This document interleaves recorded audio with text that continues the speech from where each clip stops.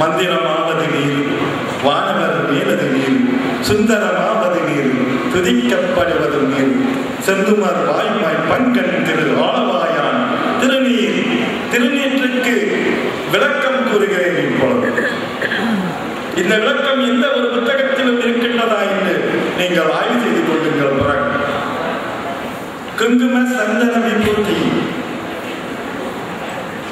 நம் உடலிலே 3 இருக்கிறது, 3 நாடிகள் இருக்கின்றது. One biological body.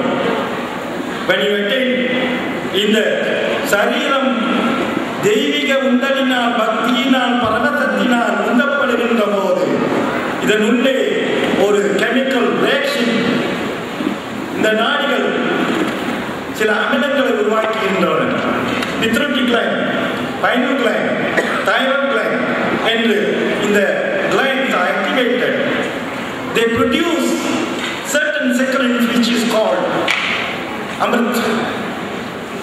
ஆகவே இடாநாடி ஓர் திருத்தத்தையும் பிங்களா நாடி மறு திருத்தத்தையும் சூஷ்ம நாடி 3வது திருத்தத்தையும் கொடுக்கின்ற போது நீர் என்றால் திருத்தம். இந்த 3 திருநீர், இந்த 3 நீர்களும் நமக்கு அழிந்தால் சூஷ்ம நாடி எழுப்பப்படுகின்றது, இடநாடி எழுப்பப்படுகின்றது, பிங்களா நாடி எழுப்பப்படுகின்றது. இந்த 3ம் முறையாக எழுப்பப்பட்டால் தான் முடிவான திருமந்திரத்தின் முடிவான இறைவனை நாம் உணர்ந்து கொள்கிறோம், கண்டு கொள்கிறோம். ஆகவே திருநீர் என்பது வெறும் விபூதி அல்ல, 3ம் கலந்தது. அது எங்கே எப்படி அமைகிறது என்றால் நம் உடலிலே இந்த கெமிக்கல் ரியாக்ஷன், இந்த மாறுதல் உண்டாக வேண்டும். The entire life of a human being can be segmented from biological, chemical and eventually to physics. So when we reach the biological attainment, we have within our system chemical reaction.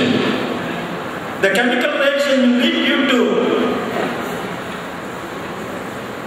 live above the law of physics.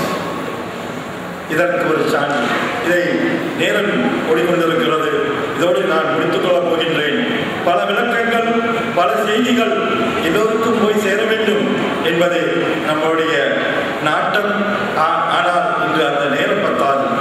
ஆகவே உண்மையை உணர்ந்து கொள்ள, ஆரம்பத்திலிருந்து உண்மையை உணர்ந்து கொள்ள தேடி வாருங்கள். அல்லது உயர்ந்த நிலையில்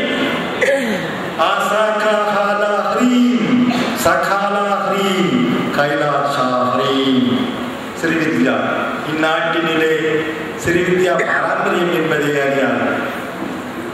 ஸ்ரீ என்பது 16, வித்யா என்றால் அறிவு.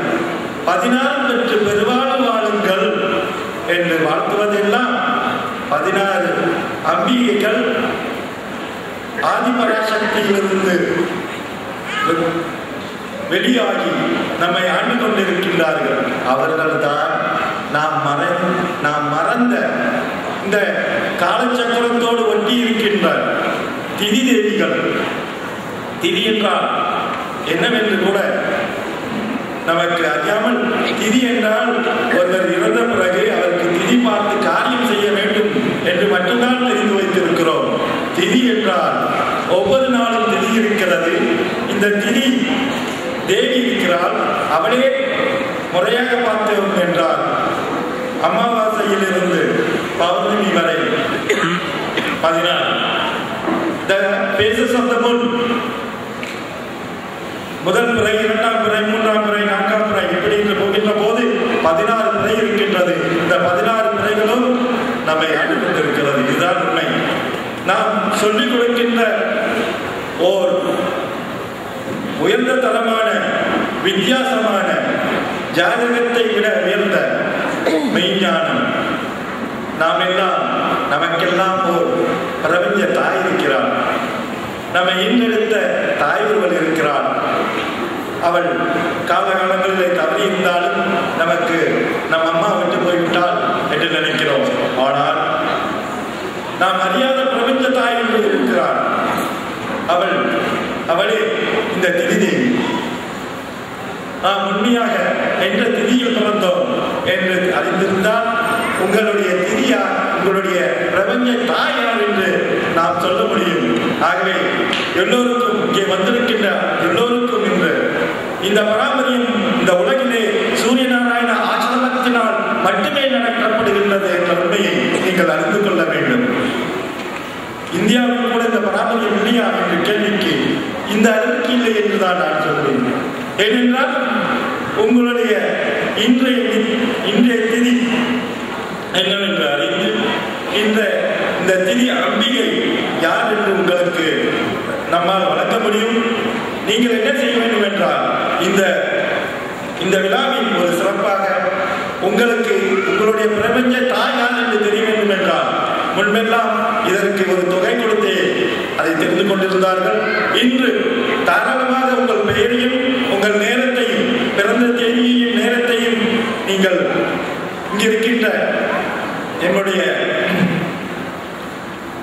சீடர்களிடம் அல்லது இந்த பக்தர்களிடம் கொடுத்தீர்கள் என்றால்